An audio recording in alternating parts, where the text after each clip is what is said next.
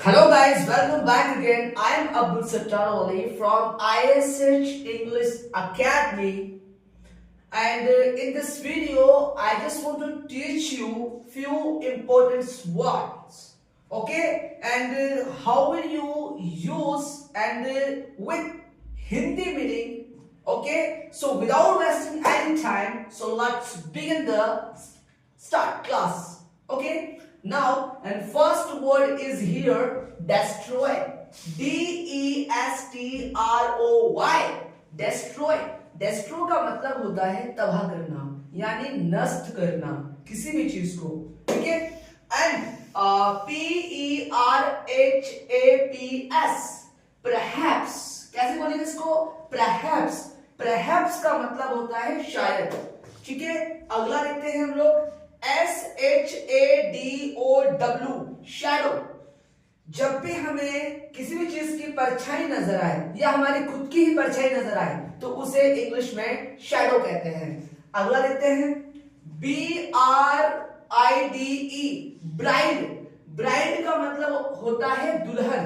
जी बिल्कुल, bride means दुल्हन. Exactly. GROOM, groom. Groom का मतलब होता है दुल्हा. एग्जैक्टली, दुल्हा. ठीक है. अगला चलते हैं हम लोग CURSE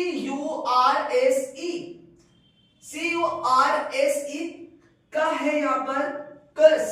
कर्स का मतलब होता है श्राप देना, यानी किसी को भी बद्दुआ दे दी जाती है, श्रापित कर दिया जाता है. ठीक है. तो ये वो यहाँ पर लिखा हुआ है. और अगला देखते हैं हम 7वें नंबर का BRAIN, ब्रेन. एग्जैक्टली. ब्रेन का मतलब होता है दिमाग. जी हाँ, इसको माइंड भी कहा जाता है. अगला देखते हैं हम लोग HURRY, हैरी. हैरी का मतलब होता है जल्दी. कोई भी चीज को हम जल्दी करते हैं हैरी कहते हैं. जी हाँ, इसको क्विक भी कहते हैं. अगला देखते हैं LAZY, लेजी. लेजी का मतलब होता है आलसी. बिल्कुल. CURIOUS, curious. क्यूरियस का मतलब होता है जिज्ञासा. जिज्ञासा का मतलब होता है कि किसी भी चीज को जानने की हमारे अंदर एक जिज्ञासा होती है, एक दिलचस्पी होती है. बिल्कुल, उसको हम लोग जिज्ञासा कहते हैं. अगला देखते हैं INTENTION, इंटेंशन. इंटेंशन का मतलब होता है इरादा. कोई भी काम करने का जब हम इरादा करते हैं तो हम इंटेंशन करते हैं. एग्जैक्टली. अगला देखते हैं OPINION, ओपिनियन. ओपिनियन का मतलब होता है राय. ठीक है. जैसे मैं कोई भी किसी को मेरे अपनी राय पेश करूं तो मैं अपना ओपिनियन दे रहा हूं वहां पर. ठीक है. अगला देखते हैं ARGUMENT, आर्ग्यूमेंट. आर्ग्यूमेंट का मतलब होता है बहस, और आर्ग्यू का मतलब भी बहस ही होता है. ठीक है. अब चलते हैं, अगला देखते हैं हमारा PATIENCE, पेशेंस. पेशेंस का मतलब होता है सब्र. बिल्कुल, हमें हर हाल में, हर सिचुएशन में हमें पेशेंस रखना चाहिए, सब्र रखना चाहिए. अगला देखते हैं EXCUSE, एक्सक्यूज. जब भी हम कोई बहाने बनाते हैं तो हम बहाने को इंग्लिश में एक्सक्यूज कहते हैं. अगला देखते हैं SYMPATHE, सिंपैथी. सिंपैथी का मतलब होता है हमदर्दी जताना. किसी के साथ में हम हमदर्दी का व्यवहार कर रहे हैं तो हम उसको सिंपैथी दे रहे हैं. अगला देखते हैं HONEST, ऑनेस्ट. ऑनेस्ट का मतलब होता है ईमानदार, और ऑनेस्टली जो वर्ड है वो इसी से बना है, उसका मतलब होता है ईमानदारी से. अगला देखते हैं INNOCENT, इनोसेंट. इनोसेंट का मतलब होता है मासूम. RECOGNIZE, recognise. रिकॉग्नाइज का मतलब होता है पहचानना, किसी भी चीज को मैं पहचान रहा हूं तो मैं रिकॉग्नाइजिंग कर रहा हूं, यानी मैं रिकॉग्नाइज कर रहा हूं। अगला देखते हैं POSSIBLE, पॉसिबल। पॉसिबल का मतलब होता है संभव, यानी कि वो कोई भी काम को मैं कर रहा हूं, मुझे ऐसा लग रहा है कि ये काम मेरा हो जाएगा, यानी ये काम मुझे लग रहा है कि ये काम बिल्कुल मेरा हो जाएगा, तो ये बिल्कुल मेरे लिए क्या है, वो काम पॉसिबल है यानी संभव है मेरे लिए। ठीक है, अगला देखते हैं। बस मैंने कुछ भी नहीं किया है, यहाँ पर इसकी स्पेलिंग के अंदर आई एम जोड़ दिया है, तो पूरा कैसे पढ़ेंगे हम लोग, IMPOSSIBLE, इम्पॉसिबल। इम्पॉसिबल का मतलब होता है असंभव, यानी कोई भी काम मुझे लग रहा है कि ये काम मुझसे नहीं हो पाएगा, तो वो क्या है, असंभव है। असंभव को इंग्लिश में कहते हैं इम्पॉसिबल, बिल्कुल। और ध्यान रहे आपको कि इस दुनिया में इम्पॉसिबल कुछ भी नहीं है, हम जैसा सोचते हैं वैसा ही हमारे लिए वो काम बन जाता है। तो सोचना है तो अच्छा सोचना है, believe that nothing is impossible in my mind, an impossible word is not in my dictionary and you must be in your mind। चलते हैं, अगला देखते हैं WAR, वॉर। इसको वार भी बोलते हैं बहुत से बोलने वाले, लेकिन बोलना हमें क्या है, यहाँ पर वॉर बोलना है, वॉर। एग्जैक्टली, वॉर का मतलब होता है युद्ध, जिसको हम जंग भी कहते हैं। ठीक है, अब चलते हैं आगे की ओर। QUARREL, crucial. क्यूरल का मतलब होता है झगड़ा, कोई झगड़ा जब करते हैं तो उसे हम क्यूरल कहते हैं। ठीक है, अगला देखते हैं ATTACK, अटैक, किसी चीज पे अटैक करना यानी कि हमला करना। ठीक है, अगला देखते हैं REMEMBER, रिमेंबर। रिमेंबर का मतलब होता है कोई भी चीज को याद करना यानी रिमेंबर करना। ठीक है, अगला देखते हैं REVENGE, रिवेंज। रिवेंज का मतलब होता है बदला लेना। ठीक है, अगला देखते हैं STRANGER,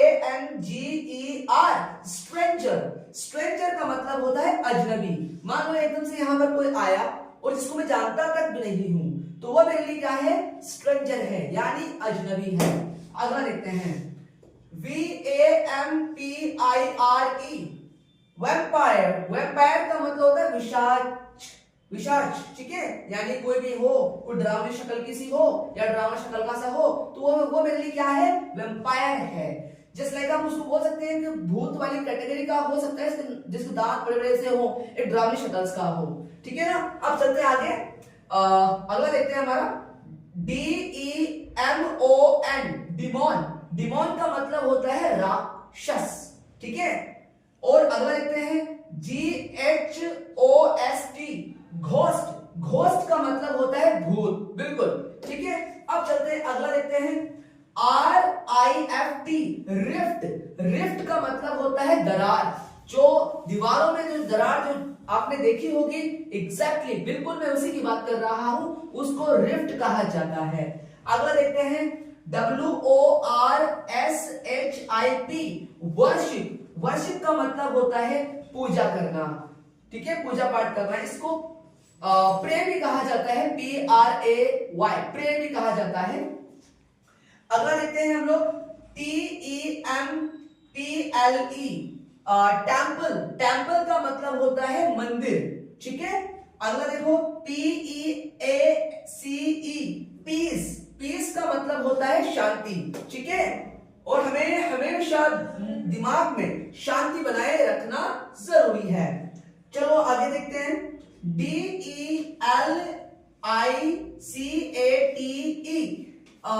डेलिकेट। डेलिकेट का मतलब होता है नाजुक। मान लो ये मेरे सामने प्लांट है, अगर मैं इसको छोड़ता हूं नीचे तो ये टूट जाएगा एंड ब्रेक हो जाएगा, and it will be break absolutely. तो ये मेरे लिए क्या है, एक डेलिकेट है मेरे लिए। ठीक है, कोई भी ऐसी चीज जो आपके लिए नाजुक हो तो वो आपके लिए क्या है, डेलिकेट है। एग्जैक्टली, चलो आगे चलते हैं CAREFUL, केयरफुल। केयरफुल का मतलब होता है सावधान। एग्जैक्टली, मतलब उसको हम ध्यान से कोई चीज को काम कर रहे हैं तो हम केयरफुल होकर कर रहे हैं। अगला देखते हैं CEREMONY, सेरेमनी। सेरेमनी का मतलब होता है समारोह। एग्जैक्टली कोई भी वेडिंग फंक्शन हो, ठीक है, कोई भी वेडिंग तो उसको वेडिंग सेरेमनी भी कह सकते हैं। सेरेमनी का मतलब होता है कोई भी हम समारोह आयोजित कर रहे हैं तो समारोह जो भी हमारा कोई फंक्शन वगैरह है तो उसको सेरेमनी भी कहा जाता है। और किस किस कैटेगरी में कहा जाता है मैं आपको अगली वीडियो में बताऊंगा इसके बारे में, ठीक है। तो देखो यहाँ पर अगला चलते हैं हम लोग। अगला हमारा कौन सा है? CHILDHOOD, childhood. चाइल्डहुड का मतलब होता है बचपन, ठीक है, या बचपना, ठीक है। अब देखो इसको चाइल्डलेस कहेंगे तो बचपना भी हो जाएगा हमारा, ठीक है। अब देखो WEATHER, ठीक है।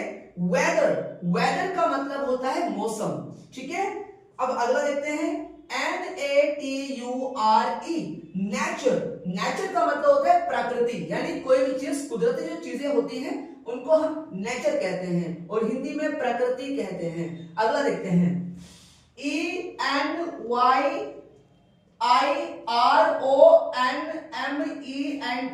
इन्वायरमेंट। इन्वायरमेंट का मतलब होता है हमारे आसपास का जो माहौल होता है उसे हम पर्यावरण कहते हैं, ठीक है, क्लियर। तो अब चलते हैं अगला देखते हैं FOREST, फॉरेस्ट। फॉरेस्ट का मतलब जंगल होता है। अगला देखते हैं CREATURE, क्रीचर। क्रीचर का मतलब होता है प्राणी, ठीक है। अब प्राणी जैसे इंसान एक प्राणी है और भी बहुत सारे जो जानवर है वो भी प्राणी हैं जो सांस लेते हैं, ठीक है, जो जीव हैं वो प्राणी हैं, ठीक है, तो उसे क्रीचर कहा जाता है, ठीक है। अब अगला देखते हैं COMPARISON, कंपैरिजन। कंपैरिजन का मतलब होता है तुलना करना। मतलब कोई मैंने अपने आप को, वैसे मैं तो अपने आप की किसी से तुलना करता नहीं हूं और करनी भी नहीं चाहिए। जब आप अपने आप की तुलना किसी से करते हो तो आप अपनी इंसल्ट, आप अपनी बेइज्जती खुद करते हो। तो कोई भी आपकी तुलना के लायक नहीं है, क्योंकि अल्लाह ने, ईश्वर ने, परमात्मा ने सबको एक यूनिक बना करके भेजा है, क्योंकि आप जैसा इस दुनिया में कोई नहीं। तो अपने आप को किसी से कम ना समझे और अपने आप की तुलना किसी से करे ना, ठीक है। तो कंपैरिजन का मतलब किसी को भी अपने मुकाबले समझना, तुलना करना, तो उसे कंपैरिजन कहा जाता है। अगला देखते हैं, ठीक है। अगला मेरा क्या है? CONCENTRATION, concentration. कॉन्सेंट्रेशन का मतलब होता है एकाग्रता। एकाग्रता मतलब क्या? कोई भी चीज मैं बड़े ही ध्यान से, फोकस से कर रहा हूं, यानी कि मैं कॉन्सेंट्रेशन के साथ कर रहा हूं, तो वो मैं चीज में मतलब मुसलसल एक पॉइंट पर मैं उसे करे जा रहा हूं, तो मतलब मैं उस चीज पर कॉन्सेंट्रेट हूं। क्या हूं मैं? उस पर कॉन्सेंट्रेट। तो कॉन्सेंट्रेट जो वर्ड है उसी से बना है कॉन्सेंट्रेशंस। ओके, अगला देखते हैं। अगला मेरा है CONCERN, कंसर्न। तो इसको बहुत से बच्चे इसको कॉन्सर्न बोलते हैं, लेकिन कॉन्सर्न नहीं बोलेंगे, इसे कहेंगे कंसर्न। कंसर्न का मतलब होता है चिंता करना, ठीक है। अगला देखते हैं CROWD, क्राउड। जहां भी आप कहीं पर भीड़ देखते हो तो उस भीड़ को इंग्लिश में क्राउड कहते हैं। क्या कहते हैं? क्राउड। अगला देखते हैं।